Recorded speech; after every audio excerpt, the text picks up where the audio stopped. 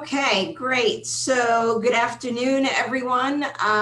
Today is Tuesday, April 28th rather, 2020, and we are convening the Board of Health for the New York City Department of Health and Mental Hygiene.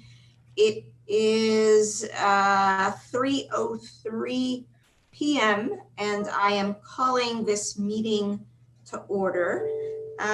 This is our second online Board of Health meeting, and I could say that it will be the last online Board of Health meeting, but likely it will not be. So I want to begin by calling roll call. So when I call your name, please be ready to respond here. Gail Nailwith. Here. Dr. Joel Foreman. Here. Karen Redlener. Here. Dr. Lynn Richardson. Here. Pam Breyer.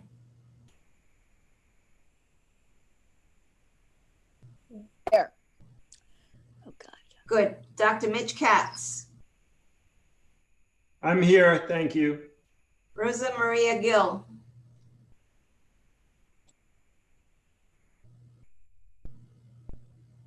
I see you, but I don't hear you. Yes, Dr. Sixto Caro.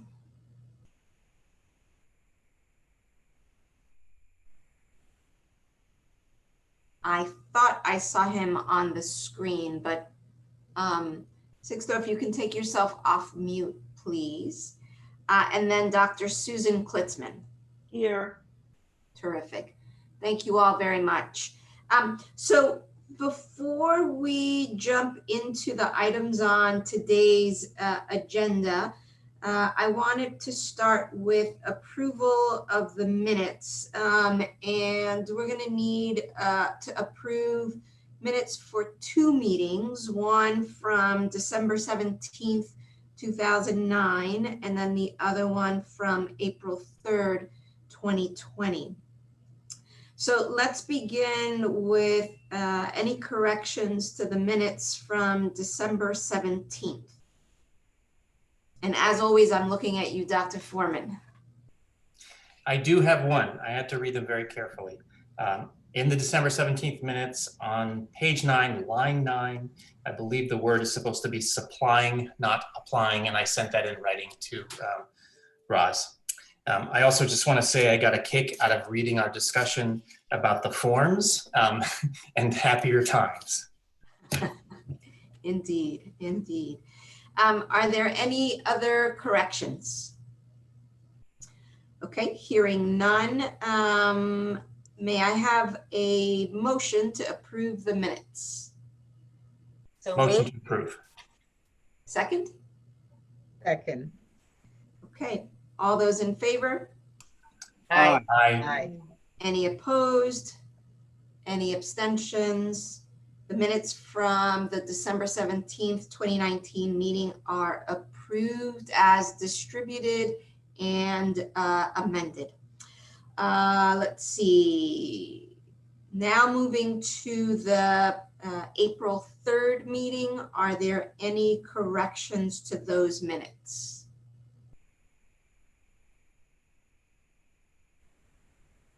Hearing nothing from Dr. Foreman or anybody else? Okay. Can I get a motion to approve the minutes as distributed for April 3rd, 2020?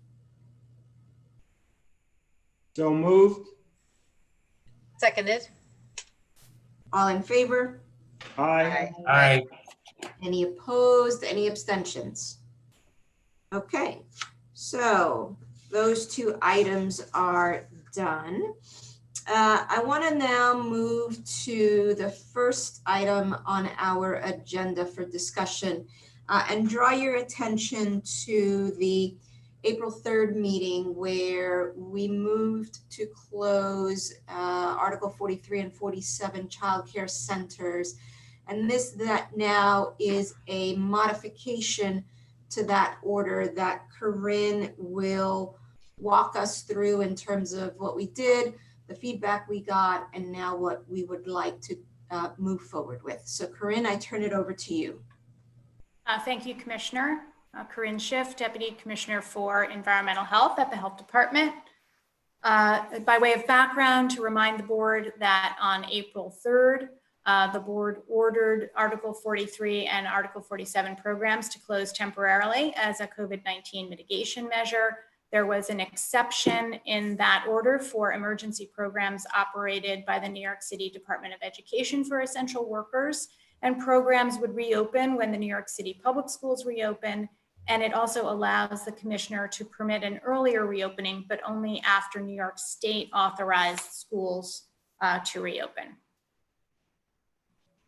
Next slide, please. We received some feedback on the order. Feedback was primarily from associations, employees, and childcare programs and unions affiliated with hospital systems. And they requested that programs operated on or by behalf of employers and only for essential workers remain open. And we reviewed that feedback, and the commissioner thought that allowing these programs to operate did meet the board's goal of maintaining mitigation while also allowing childcare only for essential workers.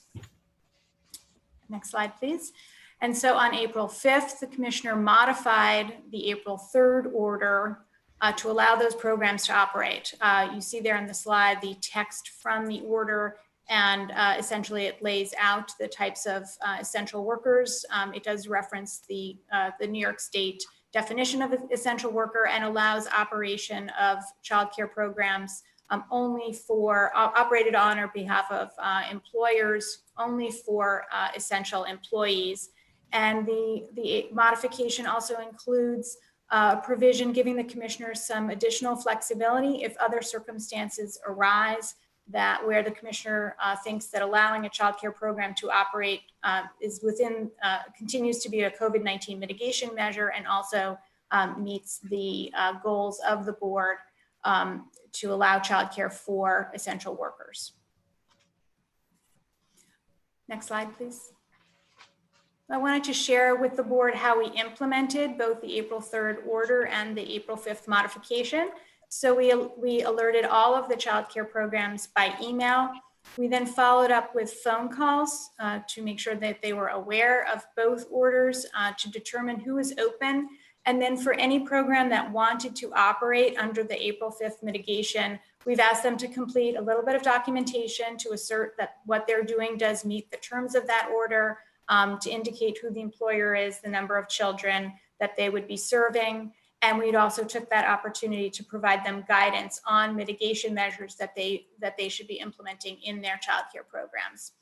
As of April 22nd, we had approved 49 of these non-DOE emergency childcare programs that have a capacity of about 2,500 children. And then otherwise, childcare programs are closed. And so our proposal to the board, and I'm happy to first take questions, but the proposal is to ratify the commissioner's April 5th order.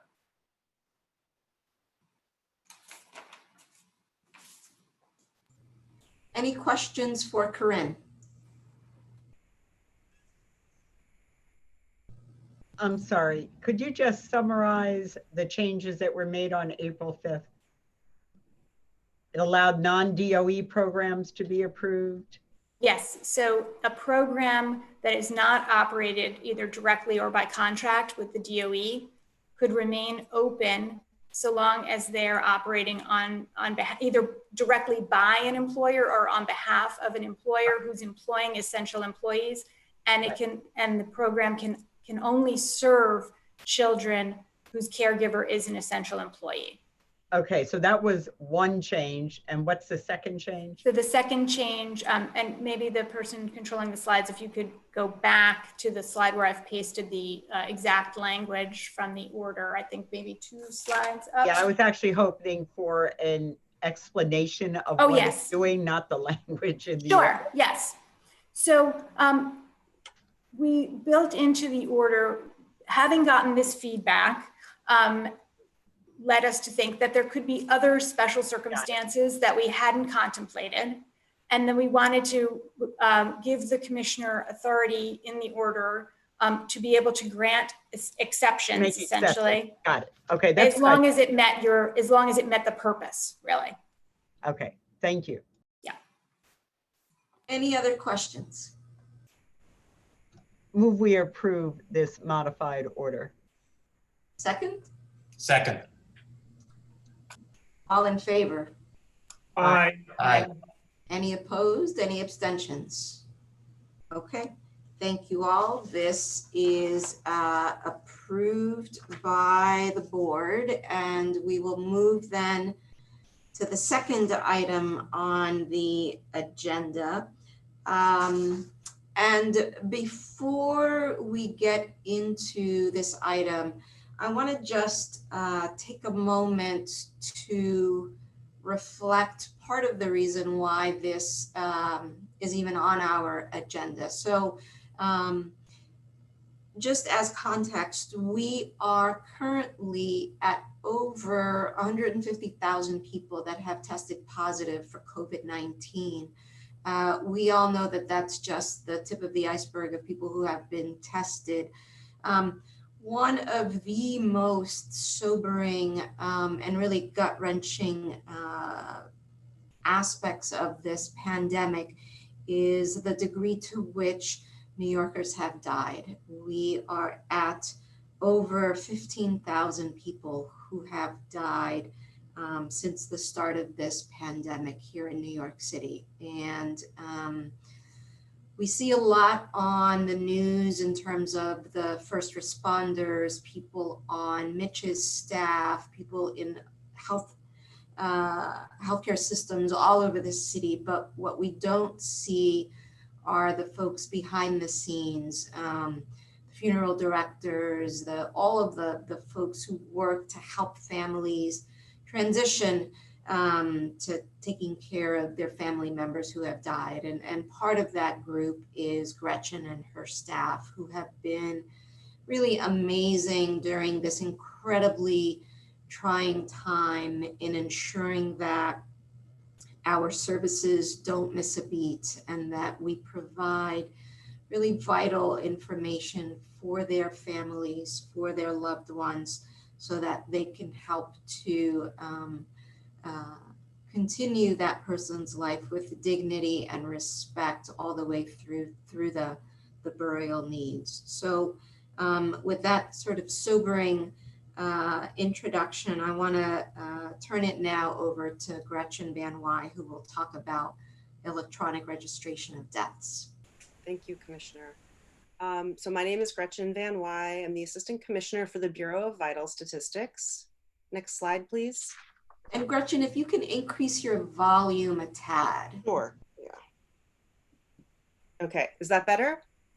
Yes. Okay, great. So I'm here to ask the board to slightly modify the Commissioner's order from April 10th and to issue the order in front of you today that we'll be discussing right now. In context, as the Commissioner said, in recent weeks, the number of deaths that have been reported to the health department has increased dramatically.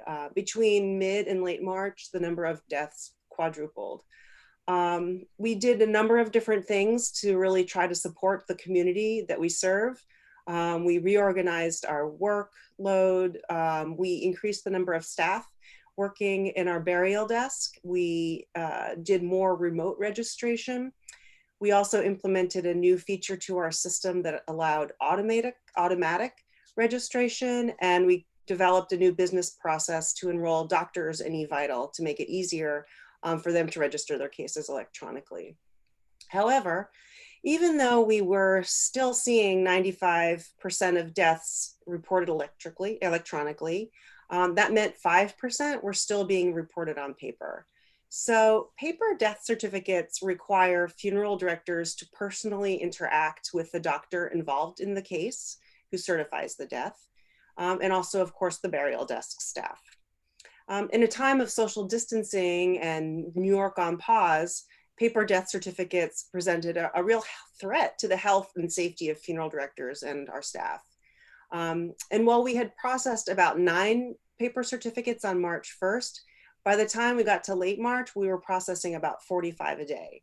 So that number might not sound very big, but when we think about the actual time it takes to process paper, that's when we really started to have a problem. So each paper certificate takes an experienced staff person about 15 minutes to process. So 45 paper certificates take 11 and a quarter staff hours. So that's without breaks, without lunch, without going to the bathroom or anything like that. So we simply just didn't have the bandwidth to accommodate that type of process, which was highly inefficient and also risky. In the meantime, funeral directors were increasingly asking us to go to 100% electronic reporting. That's something they've been asking for several years, actually. Next slide. So on April 9th, the mayor issued an emergency executive order number 106 that suspended a provision in the ad code that prohibited requiring electronic death registration and authorized the board to require electronic registration, and suspended a requirement that referred to ongoing training. Next slide. On April 10th, the commissioner signed an order in accordance with the health code, finding that all hospitals, skilled nursing facilities, and hospices reporting any deaths to us are required to do so electronically, also address the training requirement. And then, next slide. Today, we're asking the board to issue an order with a slight modification to the scope of the order that the commissioner signed, just to clarify that all people who report deaths need to report those deaths electronically. It's in keeping with the spirit and just a little bit of housekeeping. So this means 100% electronic death reporting. Next slide. And I'm happy to take any questions that anybody has. Okay, any questions for Gretchen? Hi, it's Joel. I had a quick one. Sure. My question is, why were 5% of the death certificates reported on paper, and are there barriers at all to that small percentage being converted to electronic? That's a great question. So 5% I think it's a reflection of the learning curve that people have in terms of behavioral change, maybe a behavioral change curve. Paper, of course, is the history of our bureau. Since 1804, we've been operating on paper. So it's relatively recent that we've been electronic. And so there's still some sort of holdovers for doing paper reporting. And the thing that we did prior to going 100% electronic was we implemented a new business process to remotely enroll doctors in eVital. So we removed that last barrier, which was an in-person visit to our office. So I think there was sort of like a behavioral change issue, but then there was like a little bit of an operational piece in that in the past we had required people to come to us in person. And now we had overcome that last hurdle, and we walk people through on the phone and get those doctors enrolled in the system. So my follow-up question is, in the 18 days since the order, has it worked? Yeah, so we did a real more hard enforcement in the past week or so, and it dramatically decreased the number of. Really? And no one's complained that they can't do it after all this time? Well, I had no complaint has been raised to me. The funeral directors are very happy about it. I'll bet. Yeah. I'm sorry, I had one other question, Gretchen. Just if you could estimate, so the last 2 months, I'm always wondering what the denominator is for deaths per day in New York City, and how this has increased it. I mean, you could categorize it however you want, but in the overall sense, if you compare like this year to date to last year to date, the number of deaths is up by what percent, do you think? Or what number, or average or approximate or something? It's dramatically increased. Between mid-March and late March, it was right. High. The baseline that we think of in New York City, as far as the number of deaths go, is about 150. 150 a day? Okay, great. So then any above that becomes, Yeah. additional. And what's it been running again in the last, say, the Several, last week? yeah, so several hundred. We post those data every day on our I- website. Yeah, I know you do. I don't always get to read them, but okay, thank you. That's great. Any other questions? I guess it's really the same issue that Joel raised. I've been on the board for a long time, and as has Pam and Susan. So I remember presentations from Oh, when God, yes. Yeah, electronic reporting was first rolling out, and we heard there were about 5% of physicians or practices or some number like that were still doing it on paper. Yep. And now, like 10 years later, you're telling us there's still 5% that are doing it on paper. So I don't know that that's like just the learning curve as opposed to it's an just entrenched cohort of doctors and practices who had no facility to adopt anything electronic. And so I'm really wondering if over the last 2 weeks, you've actually been able to eradicate that. Or are there somewhere doctors who are pronouncing people dead and not able to do this, and those families now are struggling? I mean, I can't believe it was as simple as you would talk them through it on the phone. Sure. So I understand why it's necessary. I know we have to move forward. I know the funeral directors have been pushing for it. They've been pushing for it for years. I just like to make sure that we aren't, creating sort of a hidden bunch of deaths and doctors who are falling out of the system because they're not doing this and we haven't tracked it correctly or something. I don't know. That's my concern. Yeah, so I hear what you're saying. So when a death occurs in the city and there's not a family doctor who's available to report that death, and there's not a funeral director involved, then 911 is called and OCME picks up those cases and OCME certifies those deaths. You're on mute. Yes, no, I understand that. That's if they get taken to a hospital. So since COVID, there actually have been some changes to the standard operating procedures of EMS so that when people have a cardiac arrest at home after a resuscitation attempt, whereas in the past, some of those patients might have been transported to the hospital for additional resuscitation attempts, those people are now being pronounced in the field.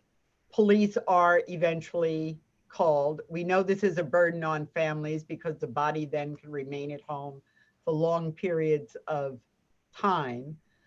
But not all of those, I don't think, get, so you're saying you think all of those get signed off on by OCME eventually? So the way it works is that if somebody dies at home, then there's either a family funeral director or a family doctor involved who can facilitate getting that process reported. Right, unless there isn't such a family doctor involved. That's my question. Correct. And in those cases, then the medical examiner's office is called in as a follow-up for a 911 call.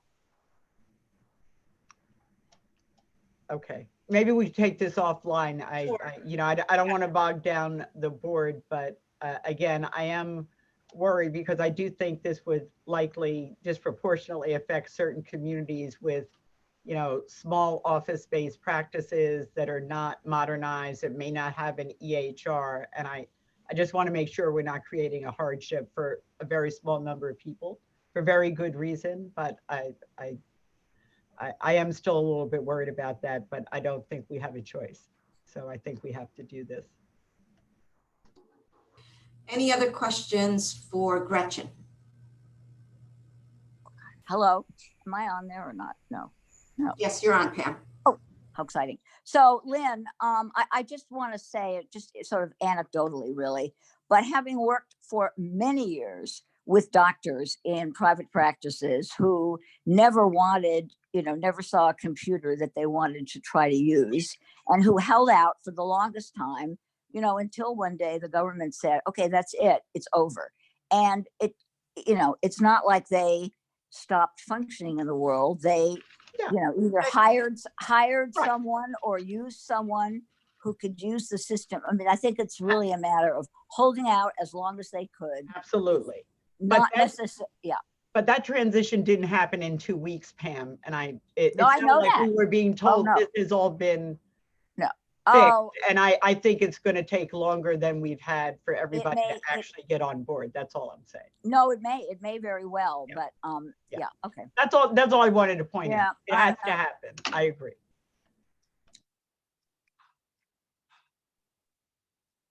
Dr. Barbeau, you're muted.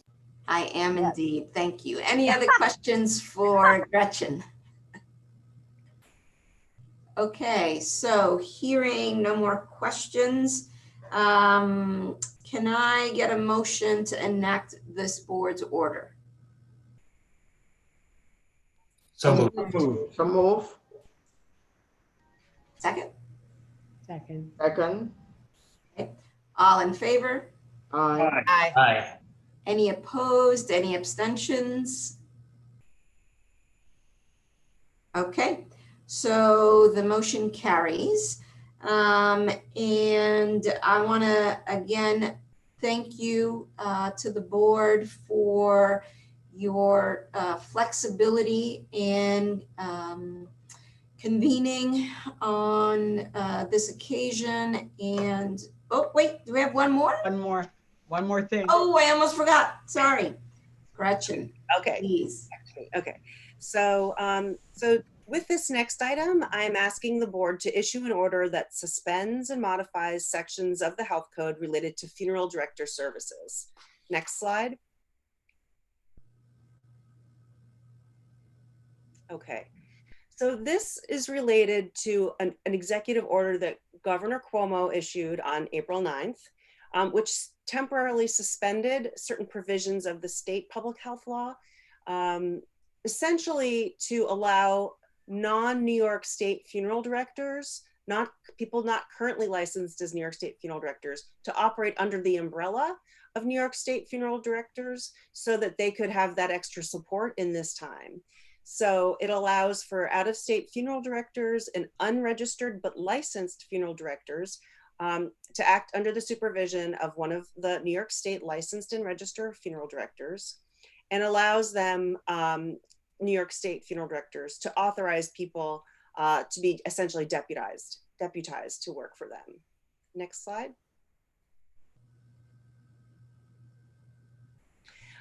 And a couple of days later, on April 14th, New York State Bureau of Funeral Directing, which is the place where funeral directors are licensed in New York State, issued guidance approving the out-of-state funeral directors. And so essentially we are asking for this to be addressed through the health code. Next slide. So we're asking for Article 205 and 207, which require funeral directors to perform certain acts, including filing reports of death and removing remains from the place of death or other location of final disposition. Today, we ask that any part of that might be inconsistent with the guidance that's issued by the state be addressed. Provided that these individuals, if they choose to use eVital, if they're using eVital with that funeral director, that they register with the department as required by Article 205. Next slide. Oops, sorry. So I can talk a little bit about some other things that we're doing to support funeral directors, to provide the additional context. So this is something that we're doing in addition to a number of pieces of work to support funeral directors, hospitals, and the medical examiner's office. To support funeral directors, we've reduced the hold time for death reporting before registration. We've also introduced additional staff, as I had mentioned before. We have gone to 100% electronic reporting, and we're asking for support on this, the governor's order, We've already created a new business process to enroll those new funeral directors remotely. That's something that used to also happen by an in-person visit to the burial desk. And we've also increased some of our messaging through eVital. We have a message on our disposition section of our system. With regard to hospitals and nursing homes, we have new facility-specific reports to help them manage their operations, particularly with regard to decedents. And we have a pop-up on cause of death also on eVital. And then finally, with regard to the medical examiner's office, we've increased messaging support and are providing additional data to them. So really, that's, I can take any questions that you might have. I have a couple of questions. Sure. Mm-hmm. Hi, thank you for that overview. I'm wondering just about the size, the number of funeral directors in New York City and the number of out-of-state or other licensed professionals that are supplementing that number, just to understand the extent of the need. Right. So we generally think there's funeral homes and funeral directors. So we generally think of there being about 800 funeral directors operating within the city. I think that's only a portion of that are actually funeral homes. Maybe 400 to 600 are funeral homes, and then the supplementation would occur with people mostly from Pennsylvania and Connecticut and New Jersey. And I don't know the volume in those jurisdictions. The other thing that this topic raises in my mind is that the consistency for designating the cause of death. Yes. I've read that there's some variation under certain circumstances, and how you're finding that challenge or that protocol that you have in place to be implemented. So that's a great question. We're always interested in improving the quality of the cause of death data on New York City death certificates. What we're doing now, we have shared the guidance that NCHS promulgated regarding cause of death, and we've shared that with our medical certifiers.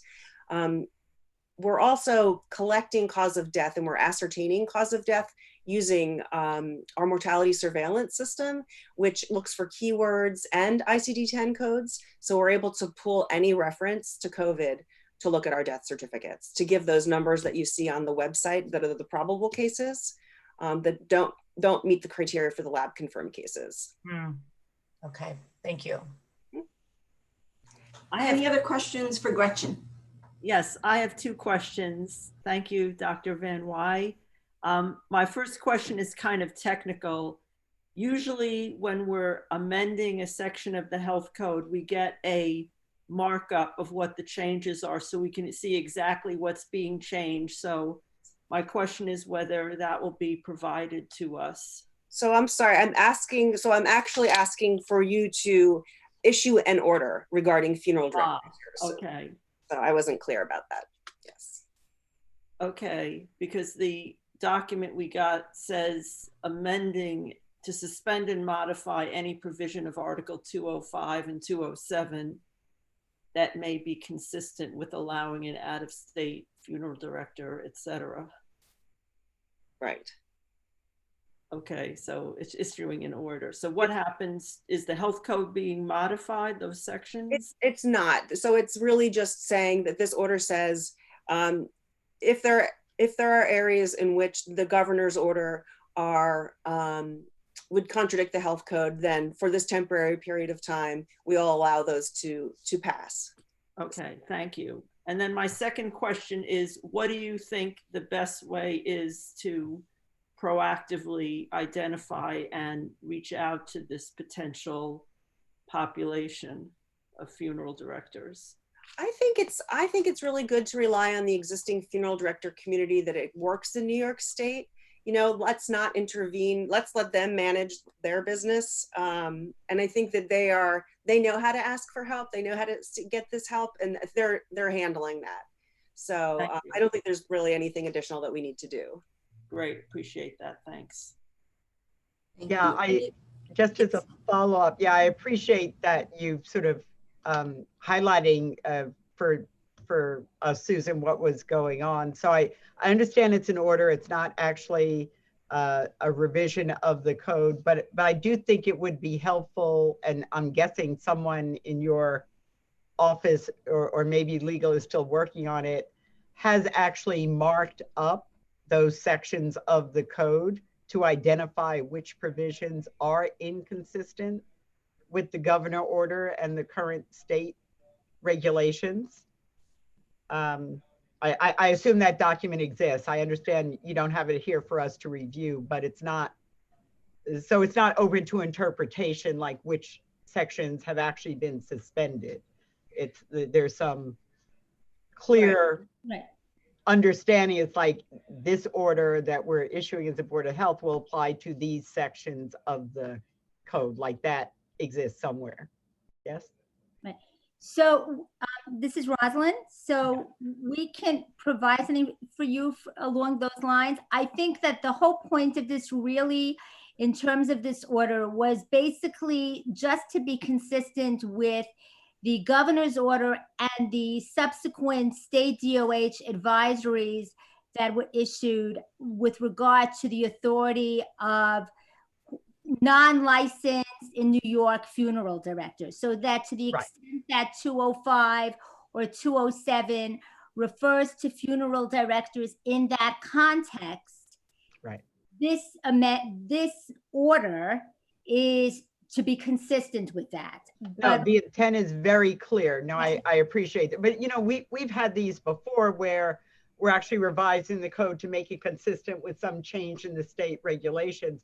And I'm not asking to see the document. I'm just, I guess I just want reassurance that someone has actually thought through which provisions this order will apply to, and that, and that's all. That's all I'm saying. It's not usually, and I understand the urgency, but Susan's right. This is not usually the format that's something we're doing to be consistent with the state. It's not usually presented to us in this format, but these are special times. Right, obviously. It's a bit different because, yes, but I completely. It's an order, it's not a revision, right? Exactly. Yeah.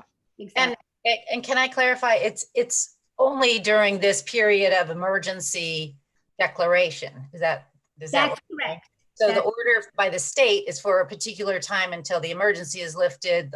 The order that we're supporting is for the city to be consistent with that during this period of an emergency.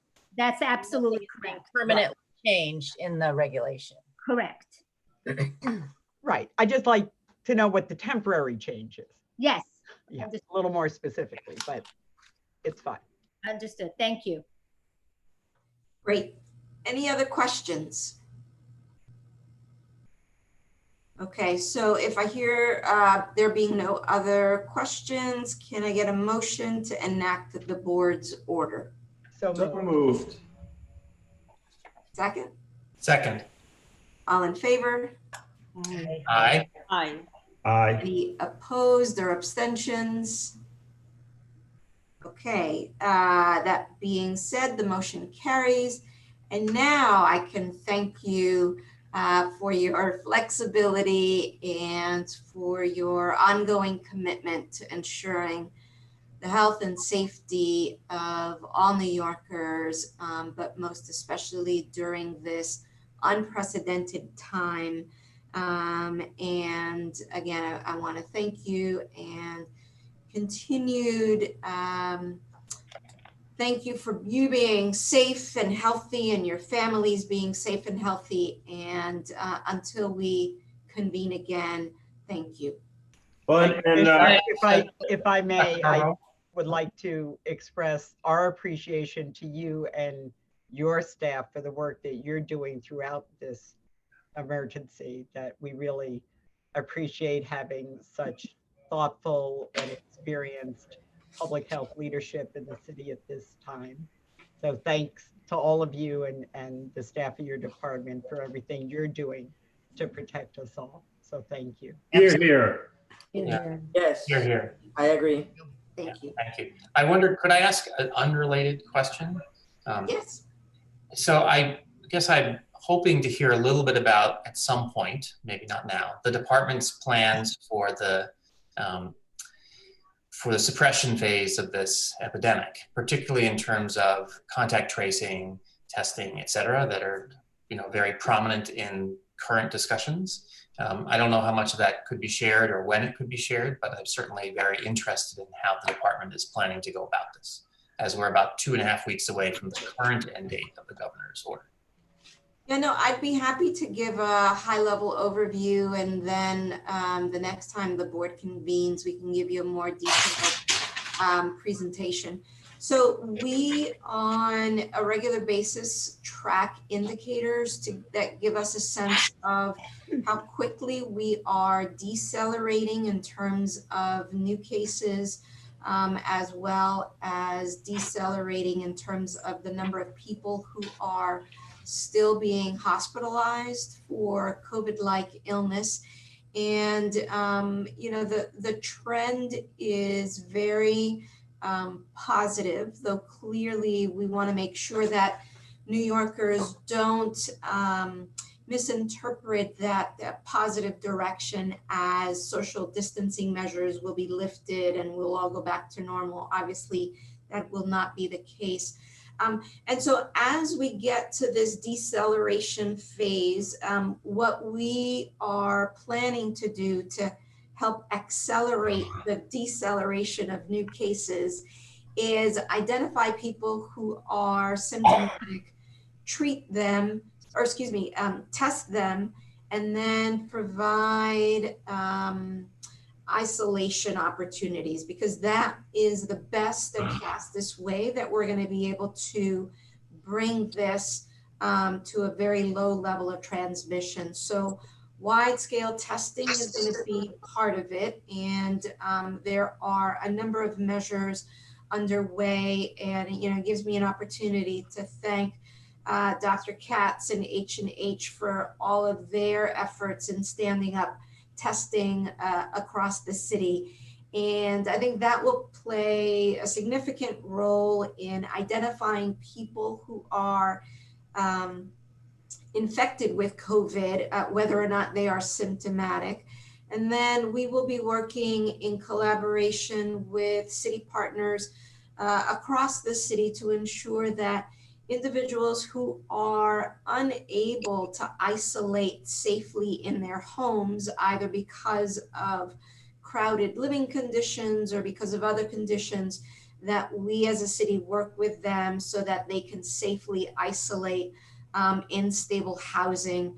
We are especially concerned about multi-generational households and the ongoing importance of ensuring that we protect those that are most vulnerable, either because of age or chronic underlying illnesses. And so it's really rethinking what we consider treatments, where clearly we don't have definitive medication nor vaccination, and thinking about housing as part of the treatment plan to ensure appropriate isolation and quarantine of both infected individuals and their contacts. So we are in the process of hiring over 1,000 people for this tracing endeavor. It will be a Herculean effort that will have various stages. And I think the other thing, as we work towards getting to those low levels of transmission and starting to lift some of the social distancing measures, we want to be very transparent that one of our biggest fears is going to be a resurgence, and the degree to which we will likely have to have periods of time where we reintroduce potential social distancing measures. We don't want it to get to that, but just being realistic, it's likely to happen. So that's, I think, a really high overview of where we are. The Fund for Public Health is going to be helping us with hiring those individuals. The good news is that their phones have been ringing off the hook, and we anticipate getting some real high quality folks helping us in this regard. We're paying special attention to the equity components of this testing and tracing phase of the pandemic response, ensuring that we are paying special attention to parts of the city where there is ongoing high levels of transmission, paying special attention to the housing and the wraparound needs that will be needed. And really the underlying driver is to make it as easy as possible for people to stay in their homes, safely isolating and quarantining during this period. Thank you so much, Dr. Barlow. Yeah, no, thank you for the question. Now, I know that you all were working on this all weekend long, so it's been quite, the response has been extraordinary. Not surprising, but extraordinary. Yeah, there's lots of folks working lots of long hours on this. Absolutely. All right. Well, thank you all very much. And until we meet again, virtually. Until we meet again. Be well. Take care. Okay, thank you. Goodbye, everybody. Bye. Be well.